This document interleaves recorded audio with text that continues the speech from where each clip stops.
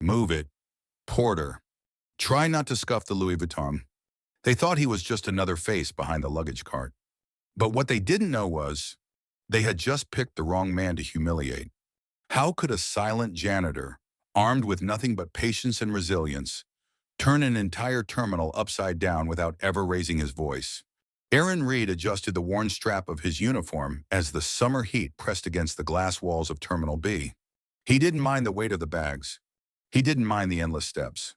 What weighed more was the glances, the ones that skimmed past him like he didn't exist.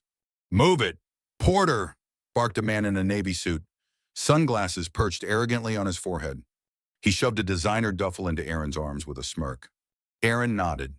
No words, just a steady grip.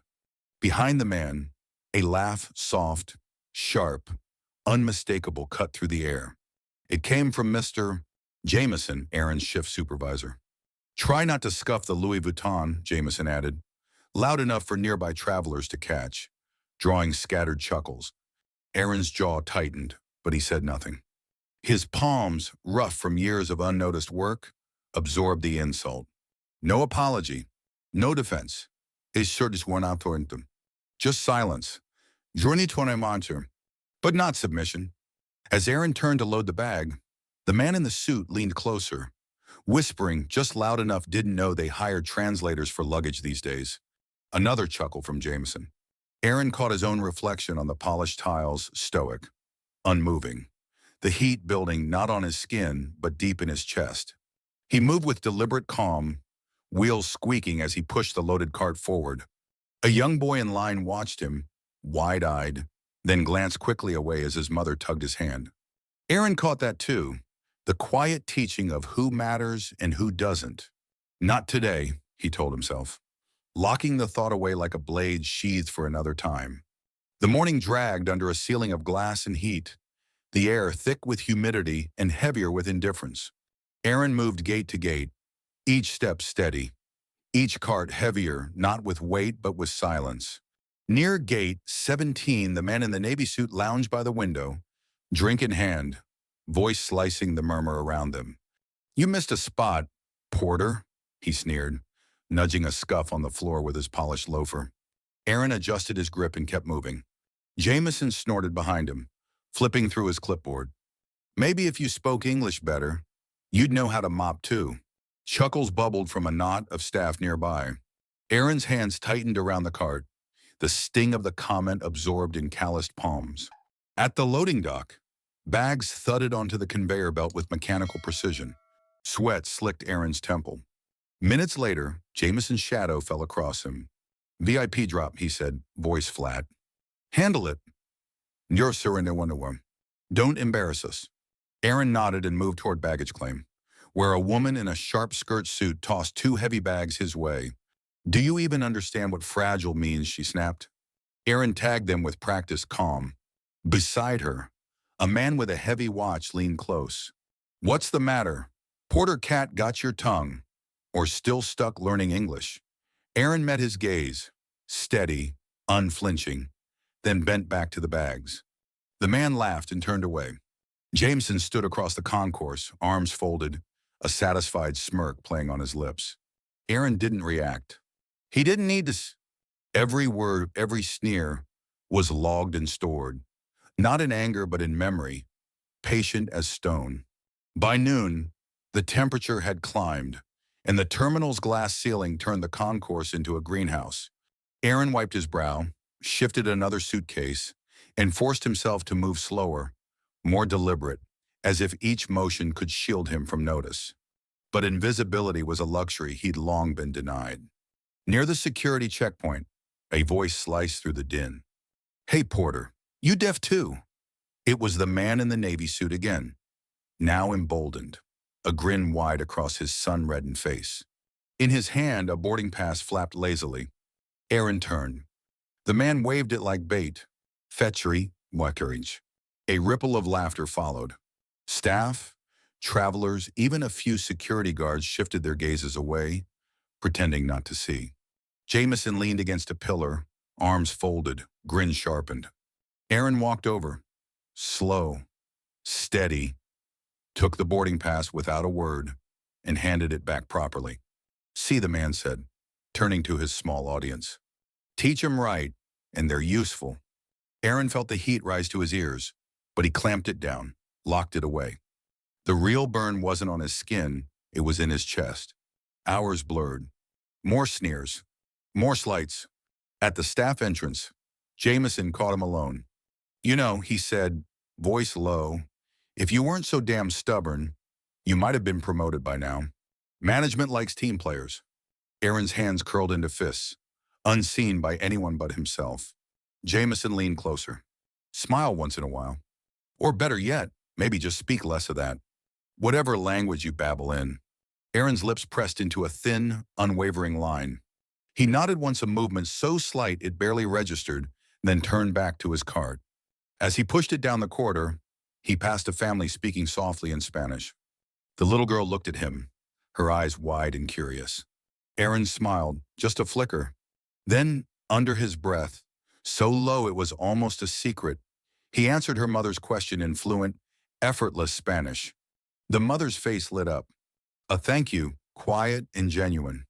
Aaron nodded and moved on. He didn't look back, but he carried that moment with him, a seed against the barren ground of the day's humiliations. Not today, not yet, but soon. The sun dipped lower, casting long shadows across the marble floor. Aaron finished his shift by the staff lockers, the day's weight stitched into his muscles. He peeled off his gloves, folded them neatly, and tucked them into the pocket of his uniform. From his locker, he retrieved an old, battered notebook, its corners frayed, the spine bent from years of use. Flipping it open, he thumbed past pages filled with notes, translations, bits of dialect Spanish, French, Mandarin, Arabic, and more. Aaron ran a hand over the worn pages, a private ritual. These were not mere words to him. They were windows, bridges, lifelines. As the terminal quieted, he made his way to the staff cafeteria. Sitting in a corner, unnoticed, Aaron pulled out a small device, a discreet body camera, no bigger than a pen, and reviewed the footage he'd been gathering all day. Clear, undeniable. Faces, voices, slights disguised as jokes. Orders barked like commands. But Aaron didn't watch for satisfaction. He watched for patterns. He clipped a short segment Jameson's sneer as he mocked Aaron's accent and saved it separately. In the distance, over the low hum of vending machines, he caught snippets of conversation. New regional directors arriving tomorrow. West Rutherham, big PR push. Gonna be a circus. Everyone's on edge. Aaron's gaze sharpened. Timing. He slipped the camera back into his pocket, closed his notebook, and rose, moving with the same steady, invisible grace that had carried him through the day. They had watched him, mocked him, dismissed him. What they hadn't seen was that he'd been watching them too. And tomorrow, they wouldn't just see him, they would finally have to listen. The night leaned heavy against the window as Aaron sat in silence, city lights blinking in the haze beyond. He opened the battered notebook, fingers tracing the creases, and let the pages fall to a worn photograph tucked deep inside a boy, barefoot in a dusty schoolyard, cradling a tattered dictionary like treasure. He remembered the smell of chalk and sweat, the loudspeakers blaring in a language not his own. How he would sit cross-legged on cracked concrete, whispering foreign words until they softened on his tongue. At night, by candlelight, he listened to his mother practicing English, careful, deliberate, never defeated. One day, she would say, you'll speak so many languages they won't know how to look down on you. Aaron learned early that knowledge could be armor. But he also learned some people only saw the color of his skin. He remembered the first flight he ever watched, not from a seat, but from the tarmac. Hands blistered, face tilted upward. If I can't fly with them, he thought, I'll build my own wings. He closed the notebook, tucking the photograph back into its place. Setting it aside, he let the silence of the night cradle him, the weight of memories settling like a second skin. Aaron lay back, letting the darkness swallow him. No dreams, just resolve.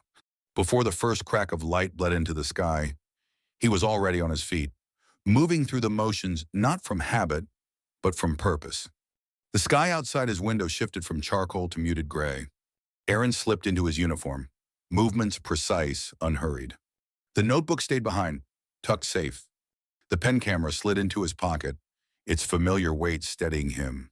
At the terminal, life stirred not with noise, but with motion shutters clattering upward, carts rolling across polished floors, polished shoes whispering over tile. Aaron blended into the rhythm, unseen, his steps deliberate, each glance measured. Near the staff entrance, a knot of executives and assistants gathered, badges gleaming. The new regional director's arrival hung thick in the air. Jameson stood stiffly by the welcome committee, the usual smirk replaced with something taut and shallow. Aaron worked his cart slowly, loading bags with an ease born not of practice, but of patience. He watched, cataloged, learned to wishes seriquinus. A young PR assistant fumbled a folder, papers skittering across the floor.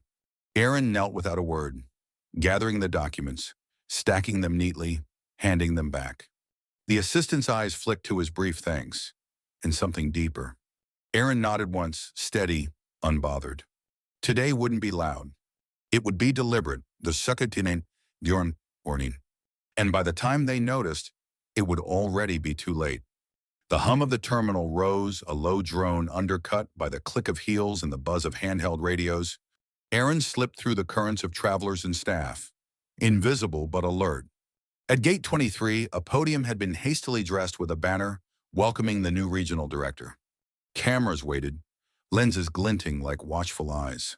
Jameson hovered near the front, posture rigid, jaw set.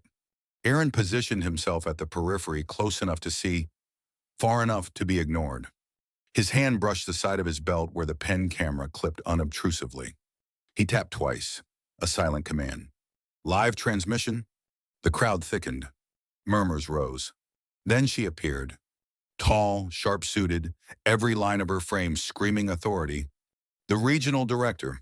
Flanked by aides, she moved with the calculated grace of someone used to being watched.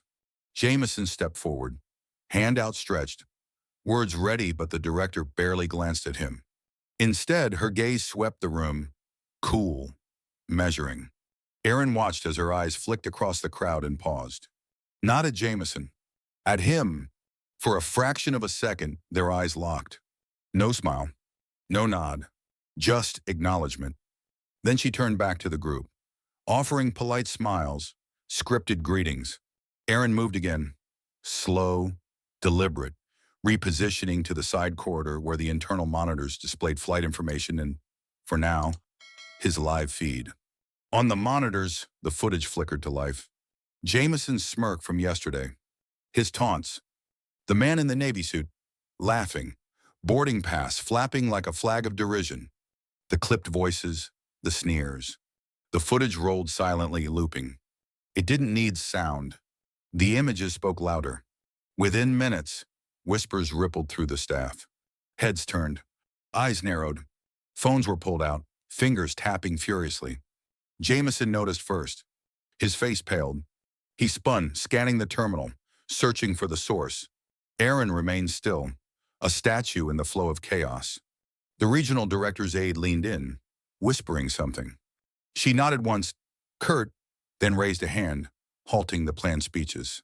Silence fell. Jameson's voice broke the quiet, strained, brittle. There must be some mistake, but the director didn't look at him. She looked at Aaron, and for the first time all morning, Aaron moved. One step forward. Enough what he hamanom. The director shifted her weight, face unreadable, and motioned for Aaron to approach. He did, weaving through the still crowd. Each step measured, deliberate, a quiet refusal to rush for anyone.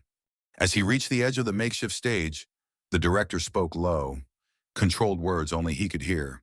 You have something to say, Aaron didn't answer immediately. He reached into his pocket, pulled out the pen camera, and held it up for her to see. Her eyes flicked to it, then back to his, sharp and quick, understanding in a glance. She turned to the crowd, her voice slicing through the thick silence. We pride ourselves on integrity, she said, calm, poised. Today, we're reminded that integrity starts with accountability. She paused, letting the words hang heavy. Jameson stepped forward, stammering, but the director lifted a hand, silencing him without effort. Aaron remained still. He didn't need to speak. The footage still rolled, damning and undeniable. The director continued. Effective immediately. An internal review will commence. Anyone found violating our code of conduct will be held responsible, regardless of tenure or title. Murmurs rippled, a tide of tension breaking. Jameson's face flushed deep crimson. He opened his mouth, closed it, fists clenching at his sides. The director shifted her gaze, scanning the staff, the travelers, the silent witnesses. And let it be known, she said, voice rising just enough to carry, that silence in the face of disrespect is complicity. We will not be complicit. A soft gasp, a shuffle of feet. Aaron watched Jameson shrink without moving a muscle. Security, previously ornamental at the edges of the gathering, now stepped forward. Jameson's protest sputtered, thin and ineffective, as he was quietly escorted from the terminal. No grand spectacle, no loud confrontation. Just a dismantling quiet, surgical, complete. Aaron turned slightly, scanning the faces in the crowd. Some looked away. Some met his gaze, wary, uncertain. A precious few nodded. Small acknowledgments of a justice rarely seen and even more rarely won. The director inclined her head toward Aaron, a gesture of respect, not gratitude. He responded with a nod of his own, brief and measured. Without a word, he stepped down, card in hand, moving back into the flow of the terminal, invisible once more, but not unseen. Never again unseen. News traveled fast in the terminal. By the time Aaron finished his round, the whispers had hardened into stares, the kind that peeled back layers not of mockery, but of caution. Screens behind the check-in counters flashed updates, personnel changes pending review. Jameson's name was nowhere erased, like a smudge wiped clean. Staff who had once chuckled at Aaron's expense now avoided his gaze. Some fumbled with papers. Others busied themselves with non-existent tasks. Aaron kept moving. At the far end of the concourse, near an unused service gate, a maintenance crew gathered, their uniforms streaked with grease and sweat.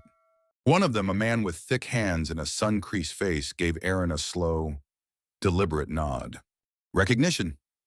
Espíritu Wissermanmans. Respect. Fashion minion. Aaron returned it, brief and firm. Near baggage claim. The woman in the tailored skirt suit from the day before struggled with her oversized luggage. She glanced around, waiting for someone to assist, but no one moved. No one dared. Aaron passed her without pause. He wasn't cruel. He was just done being invisible. Outside, under the steel awning where shuttles came and went, Aaron paused. The air was thick with exhaust and the distant scent of roasting peanuts from a vendor cart. His phone buzzed. A message, from an unknown number. Appreciate your professionalism today. Expect a call soon. No signature, but he didn't need one. He tucked the phone away, his face unreadable. Across the lot, he spotted a cluster of new recruits, fresh faces in crisp uniforms, laughing nervously, unaware of the currents shifting beneath the surface. Aaron adjusted the strap of his card and walked past them, steps steady, back straight. There was no applause, no headline, no parade. But in the undercurrent and the hushed voices, the averted eyes, the careful nods, the message was clear. The system had taken a hit. Small labor so. Quiet, but real. Aaron Reed didn't need to be seen. He needed to be remembered. Weeks bled into months. The terminal buzzed as always. Boarding calls, muted conversations, but under the surface, something had shifted. Posters lined the staff corridors, dignity in service. Respect in action. Mandatory training sessions. Quiet policy changes. Aaron moved through it all unchanged on the surface. Same uniform. Same cart. But the glances he drew now weren't the old skimming dismissals. They lingered, weighted with something closer to respect. One afternoon, near the staff lounge, a rookie porter wrestled with a luggage jam. Aaron stepped in silently, freed the stuck wheel with a flick of his wrist, and moved on without waiting for thanks. Later, a flight attendant's strained voice flagged him down a miscommunication, boiling with a non-English-speaking passenger. Aaron answered smoothly, switching tongues, dissolving tension without fanfare. He didn't need a title. He didn't need applause. Change, he knew, wasn't declared. It was built quietly, deliberately, choice by choice. One evening, as he clocked out, he passed the bulletin board. Leadership training opportunity open applications. Aaron paused. Read it once. Twice. No smile. No hesitation. He reached out, steady, and pulled an application free. Then he walked out into the night, steps unhurried, certainty anchored in every move. Stay until the end because the smallest act of quiet resistance can ripple louder than any shout. What you just witnessed is not just a story, it's a mirror held up to every silent moment we choose to stand still or step forward. Dignity isn't given. It's claimed piece by piece, choice by choice. If you witnessed injustice unfolding in silence, would you have the courage to stand firm? Would you risk comfort to uphold what's right, even when no one is watching? Comment below, we read every story. Your voice might be the spark someone else needs. Subscribe to Unveiled Wealth, where dignity speaks louder than power, where the overlooked become legends, and where silence, when wielded with purpose, can dismantle the strongest walls. Join a community that believes real change isn't shouted, it's built. One quiet act at a time. Because sometimes, real power doesn't roar, it whispers, and the world listens.